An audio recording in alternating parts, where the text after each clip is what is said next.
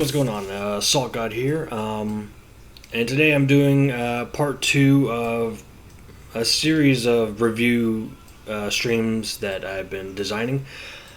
Um, Part one, we did the entire US tech tree at the expense of my voice, um, and today I feel like I'm gonna tone it down a bit and do maybe one of the trees that doesn't have nearly as many premium ships. So, without further ado, let's just go ahead and get into it. This is the review of every ship in the French tech tree. So, the first ship that we're going to talk about is called the Sirocco. Now, this is a Tier 5 ship, and what sets it apart from the Tech 5 or the Tier 5 tech tree version of this ship is that it has one less turret right there. But in exchange, it gets a reload booster at Tier 5, which more than makes up for that lack of turret. So you lose 20% of your overall DPM for X number of rapid fire bursts. So that's probably one of the good things about this ship.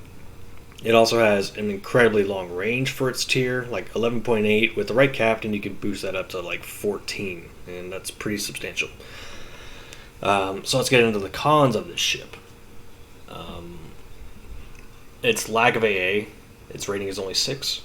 The torps are really lackluster. They're pretty slow. They don't have a lot of range. They're barely beyond the detection of the ship itself. And the worst of all, for a ship that I'm probably going to say is more of the gunboat line, its shell velocity is garbage. So it has a lot of range to work with, but you're going to struggle to get the work out of it that you would like at anything past its default range of like 11 kilometers. So that's the Sirocco right here. You can get it in the premium shop, I believe, for like $15 or something like that. You used to not be able to get this, but then they released it like 6 months after the French DD line came out. So for the next one, we're going to talk about the Aigil. And this is the first French DD that ever came to the game. This was before their whole speed boost thing was designed, so it's missing all of that French flavor. But what this ship does have working for it is its hit points. It has 17,000 of them on a Tier 6 DD.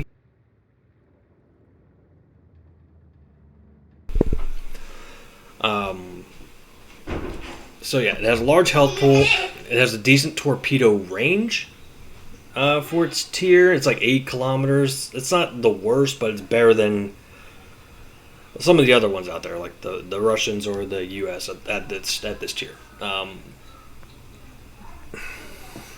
Let's see. It has large, long-range guns. That's 139 millimeters right there. That's some of the biggest for a DD, besides the Germans, which you have to you kind of have to like unlock some upgrades to get. So 139 millimeters, and it has a long firing range of 12.8. You can boost that up to 16 kilometers pretty easily. I'm not really sure about the shell velocity. Oh, yeah. The shell velocity is one of the cons. It's only 700 meters per second, and same thing as Sirocco, you're going to struggle to get those shells downrange and to the target. Another one of the cons is the turret traverse. That traverse is 27.7 seconds. And that is almost god-awful. You can mitigate this by using the kiting maneuvers that you would normally employ with a French DD, so you don't really have to turn that much. You just have to make sure you keep going in the same direction.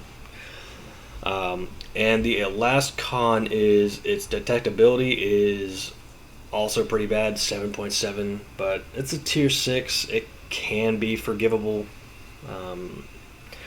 With the right captain, you could probably bring it down to like 7.2, but that's still pretty bad for a DD. You're not going to be sneaking up on anybody, other DDs especially. Now, you can get this ship in the armory for 49,000 coal, so that's one of the perks. Is it basically you can get it for free if you really want like a tanky DD with some pretty big guns. You can also get in the premium shop for like $20, but obviously the coal route is probably the more preferable. All right, so what do we got next? Tier 6 cruiser, the Gras. This is a similar hulled variant of the Tier 6 Legalis in Air. It's not entirely the same, and I do like that. So it's definitely not a copy of the other ships in the tech tree. So what this ship has going for it is it has a high top speed. It has pretty decent torpedoes that have like a 9-kilometer range, and they reload. All right, let me see. 9-kilometer range, they reload in a minute and a half. That's not too bad. It has the largest AA guns in the game right now, because these main battery guns at 152 millimeters are dual purpose. So these will be shooting planes out of the sky. Biggest AA guns in the game. A lot of people don't know that, and I find that quite astounding. And if you don't believe me, you will see it right here. AA guns at 152 millimeters. I've been stuck on that point for a while. The cons of this ship. It has a pretty high citadel. You peel this stuff away, you can kind of see it right there. It's not, yeah, it's pretty high in the water. Let me take this armor off. It is a large target. This is a pretty big cruiser at tier 6. So shells that have really bad dispersion will find a way to get to you. And the detection is not as good as it could be. It's 12.9, but you're definitely going to be kiting in the ship. And for now, you can get it for doubloons. Probably like 5,500, 6,000 doubloons, or you can get it for $22, $23 in the premium shop. Let's see what's next. The Dunkirk. Now, this was, I believe, the very first French battleship that came out before the line did. And that made it pretty unique at the time. But, you know, you've got ships like the Richelieu and the Jean Bart that kind of share this forward mounted gun facing position. So, I wouldn't say this is a copy of the Richelieu. I'd say it's a fairly unique hull, especially when it comes to the rear portion of the ship. So, this ship is $22 in the premium shop, I believe. Now, the pros of this ship are the very fast turrets. They're pretty fast in almost every regard. They rotate fast. They reload fast, like 26 seconds. That's not too bad for a ship of this tier. It does have high speed. It's like 30 knots, I believe. Yeah, 29.5. That's pretty good at tier 6. The firing angles and ballistics are really good. The shells travel pretty fast, and you really just have to point your nose into the target and just watch your flanks to do pretty well in this ship.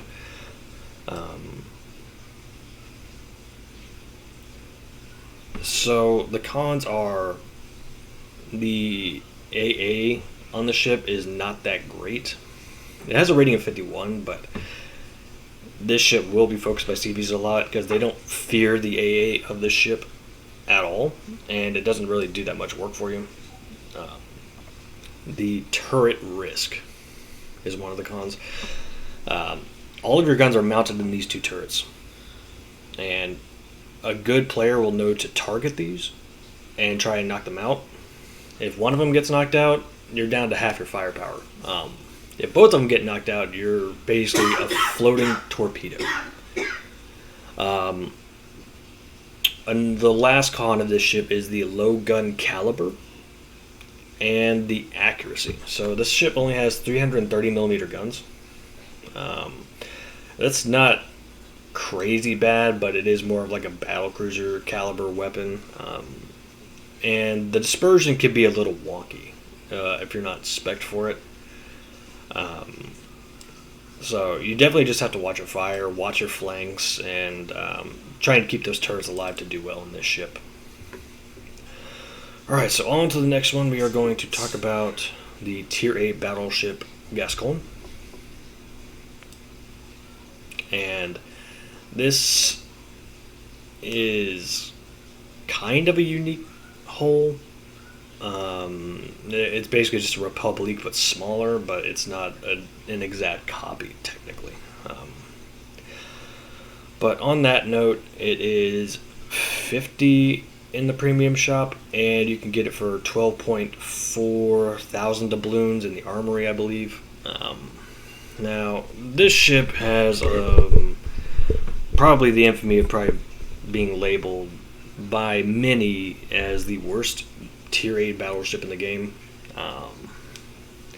The cons are its turret angles. Obviously, you got one in the back, well, one in the front, one in the back, and that can be problematic. That means you have to show a lot of broadside just to get the whole volley off.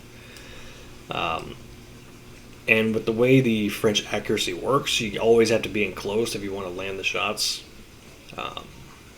So to get the best out of these guns, it basically wants you to give broadside at close range. In a ship, you really can't do that in. It doesn't have a lot of HP. It's like 63,000 at Tier 8. That's not crazy high. It's like not even good at all. It does have severe HE vulnerability. All of this is like HE spam heaven, and you will get focused a lot and burned to death really quickly if you're not careful. So that's a lot of the bad stuff out of the way. Some of the good stuff is that it does have a super fast heal from the Massachusetts. This is the first ship to get it, so the Massachusetts heal is basically the Gascon heal. And that means that it reloads every, 40 seconds. That's pretty good. That makes the survivability of the ship a little bit more bearable. It has a super high speed of 33.6 knots base at Tier 8. That's pretty good as well. So you can kind of wiggle with this ship and dodge, weave, and just try and survive while getting your guns off and healing. And the last pro I'm going to say of this ship is, it's got decent A, but it's not really noteworthy. But really, it's the secondaries. It has a decent chunk of them that the range you can get, I believe, to the max of 11.3. I might be off by like a kilometer or so. Because mine's not built for that, but it does have that option. If you want like a nice brawly setup, you can do it with this ship. Okay, the next ship we're going to talk about is the Tier 8 DD Le Terrible. Now, this was the second DD,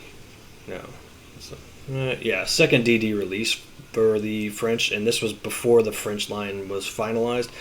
But this gave everybody kind of like a flavor of what to expect. And people hated the ship. It was the first ship to come out without a smokescreen, and that just rang everybody's bell. They're like, what the hell are you guys doing? But I picked it up, and I slaughtered with it. This was probably one of my favorite DDs before the DD line came out. But as of right now, it is a clone ship. That means it's not that much different than one of the tech tree ships that you can get for free just by grinding the line. The Le Fantasque is almost a carbon copy of this ship. I'm not really sure of the differences. I know it's about gun reload, but the differences are pretty insignificant. You can get a free copy of this ship. But some of the pros of it are the large caliber guns. They're 139s. As we said before, some of the biggest caliber weapons on DDs besides the Germans. It has pretty good ballistics. That really bad shell velocity I was pointing out in the other two DDs, the Eagle and the Sirocco, is not present in this ship. It goes from 700 meters per second to 840 meters per second. That means putting shells downrange is a breeze compared to those ships. So you can spec this thing for range like I did. 14.7 is what I got. And I can make it more, I believe, if I didn't strip this one for parts. Well, either way. 14.7, and that's the kind of comfortable range you want to work with in this ship. You don't want to be sub 12 kilometers in this ship when you're firing, that's for sure. It has some of the most blistering speed in the game. Base 45.1 knots, but it has a 20% bonus of the speed boost compared to the traditional 8%, and you can get this thing up to like 54 knots, which is hard to contend with at tier 8. If you're up tiered, you're going to be really tough to handle. You're going to be rushing flanks, you're going to be skirting around the sides and hunting carriers in this ship. If you're bottom tier, it's going to be a bit more of a struggle, but you can definitely be still tough to contend with if you know what you're doing. The cons of the ship are the lackluster AA of basically nothing. So it's more than lackluster, it's just god-awful. Its concealment is garbage for this tier. Like mine's spec'd for it, but it's only 6.6. So you're not going to be contesting caps. You really shouldn't be doing that in this ship anyways, but if you don't have a captain or anything like that specifically built for this ship, the concealment could be an issue. And the last one is, I believe we've already talked about it, was the fact that this ship, there's a clone of it in the tech tree already. You don't really have to shell anything out for this ship. But if you really want it, it's 39, I think, in the premium shop, and 9.5 thousand doubloons in the armory. Okay, what's next? The Bayard.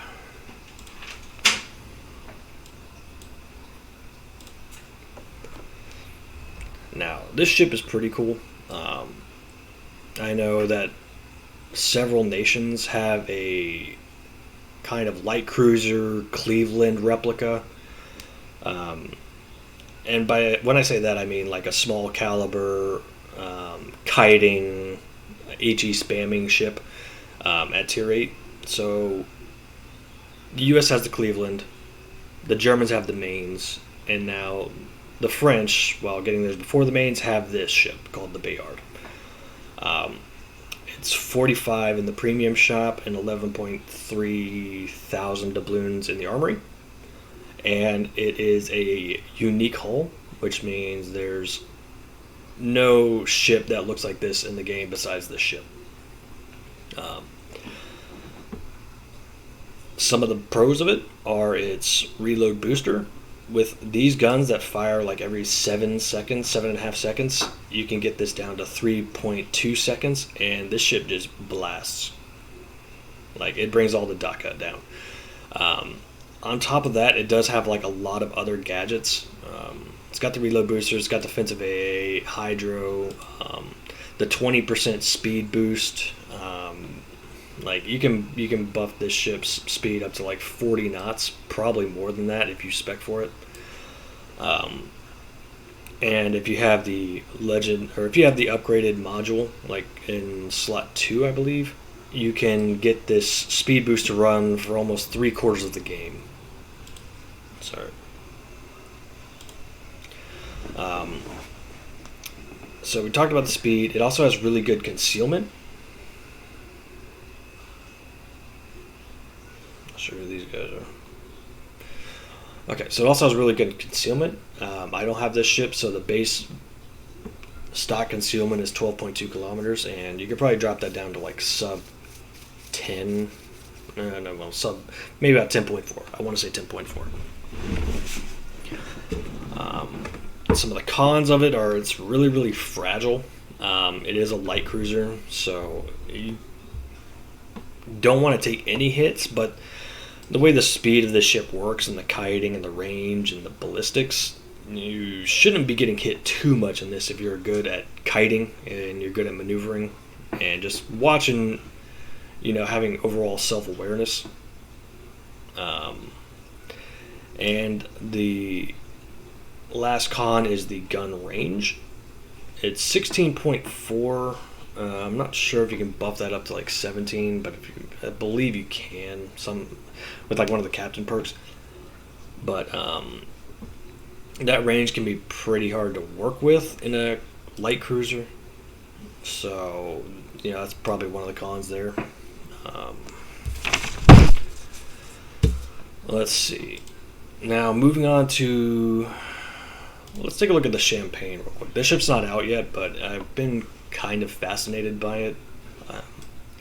This is basically a Gascon with 406mm guns at tier 8, and it only has 3 per turret. That's a pretty interesting setup. I don't know what the firing angles are, but if they want the ship to not be complete shit, this rear turret needs to be able to go all the way around so you don't have to give as much broadside as the Gascon does. HP wise, it has... That's pretty bad. Okay, so the reload is... Okay, that's also pretty bad. It does have secondaries. This is the 152mm secondary setup of the Republic mixed with the 100mm secondary setup of the Alsace at tier 9. I guess it does have that going for it. AA seems to be decent. Speed is good. I just don't know what to think of these gun characteristics. If it has a main battery reload booster, we might be talking, but 28 seconds for these is terrible. That's all I'm going to say about that. All I can really do is speculate. And they're subject to change. Maybe they'll fix it. But let's talk about the Jean Bart. This is probably one of the most, I want to say, overpowered tier 9s. And I think most people would agree. This is the tier 8 Richelieu bumped up to tier 9, so this is a clone ship. If you want something that looks like this ship, you can get it in the tech tree at tier 8. But thankfully they changed enough of this one to make it worth investing in, but unfortunately you cannot get it now. You used to be able to get it in the premium shop, you used to be able to get it for coal in the armory, and then I guess it got so popular that they had to remove it, and that's what they did. So you can't get the ship anymore. So the perks of it are, it has a main battery reload booster for a ship that fires once every 22, 23 seconds. It can bump that down to like 10 or 11 seconds for maybe 2 volleys. And you can just blap anything in that amount of time with these guns. It has a large chunk of secondaries. So there's the Alsace secondary setup mixed with the Richelieu setup of the secondary 152s. It has massive AA guns and probably some of the best AA at tier 9, perhaps even the game. Planes know to avoid this ship, so being CV immune is definitely one of the perks. And it's pretty fast. It has a speed boost, I believe just the stock 8%. Yeah. On top of a hull that's 31.5 knots. You can be pretty fast in the ship. It's good for flanking. So some of the cons of it are it's also low hit point pool of 69,000. At tier 9, that's pretty bad. You have the Musashi at tier 9 that has like 30,000 more, no, 20,000 more hit points. That's hard to contend with, and that's hard to work with sometimes. Its main battery HP, much like the Dunkirk, is really easy to knock out, if not temporarily, completely. So you will find yourself being a floating torpedo more often in this ship than I've ever experienced in any other ship. Because I never get my main turrets knocked out, like ever, except on this ship. And that can be pretty hard to work with sometimes. It's not going to happen every single game, but you will notice it more. And the usual French HE vulnerability, you're really susceptible to fire spam. So you just got to be mindful of where you're parking your boat when you fire, so that you have an easy way to back out.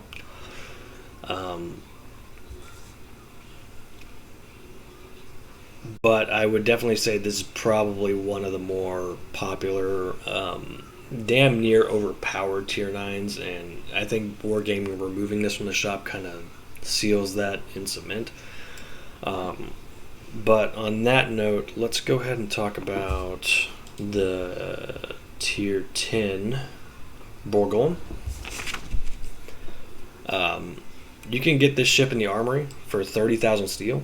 Up until the Kashima, this was the most expensive ship in the armory. This is also a clone ship. If you want a copy of this ship, you can get it at tier 9 in the Alsace, just by grinding it for free. But obviously, since this ship is at tier 10, there are some significant differences between that one and this one. So, like the Jean Bart, this Bourgogne has a main battery reload booster on 12 guns. And that gives this ship some of the highest DPM in the game. And these guns already fire once every 28 seconds. You can drop that down to 14, maybe less if you have adrenaline rush. But this is the most offensive ship in the game.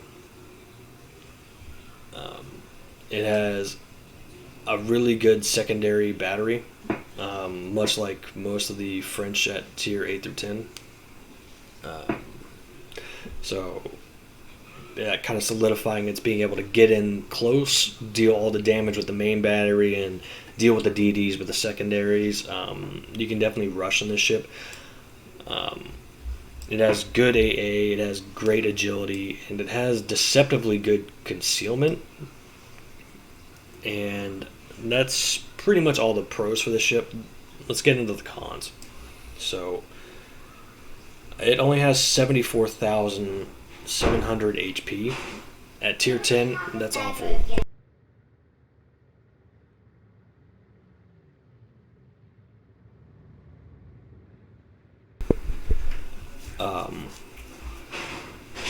The small gun caliber at tier 10 is also hard to work with. It only has 380 millimeter guns, where other nations have 406, 457 millimeters.